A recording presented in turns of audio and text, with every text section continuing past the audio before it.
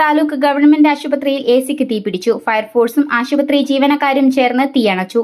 ആശുപത്രിയിലെ അമ്മയും കുഞ്ഞും വിഭാഗത്തിൽ ഇന്ന് രാവിലെ 9 മണിയോടെയായിരുന്നു സംഭവം. എസിക്കുള്ളിൽ നിന്നും പുകയുയർന്നതിനെ തുടർന്ന് ജീവനക്കാർ മുൻകരുതൽ നടപടികൾ സ്വീകരിച്ചതിനാൽ കൂടുതൽ നാശനഷ്ടങ്ങൾ ഉണ്ടായില്ല. പിന്നീട് ഫയർഫോഴ്സ് എത്തി അപകടാവസ്ഥ ഒഴിവാക്കി.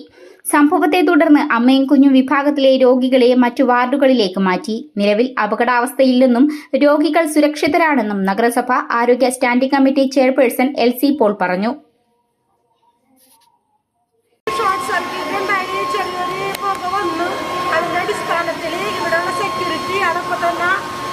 ശ്രദ്ധയിൽപ്പെടുകയും വേണ്ട എല്ലാവരും അത് കൃത്യമായി അറിയിക്കുകയും ചെയ്ത് അങ്ങനെ ഇവിടുന്ന് രോഗികളെല്ലാം നമ്മൾ റൂമിലോട്ട് മാറ്റി. വലിയ വിഷയങ്ങളൊന്നുമില്ല. ഫയർ സർവീസുകാർ വന്ന് ആ പുക ക്യാച്ച് ചെയ്തുകൊണ്ടിരിക്കുകയാണ്. എന്താണ് കാരണം? ഷോർട്ട് സർക്യൂട്ട് ഉണ്ട്.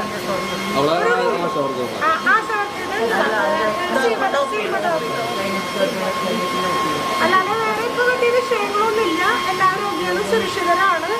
പിന്നെ നമ്മളിവിടെ ക്ലീൻ ചെയ്തു. ഫയർ സർവീസുകാർ വന്നു പുകയിട്ട് പിടിച്ചെടുത്തു. പിന്നെ ഇലക്ട്രിക്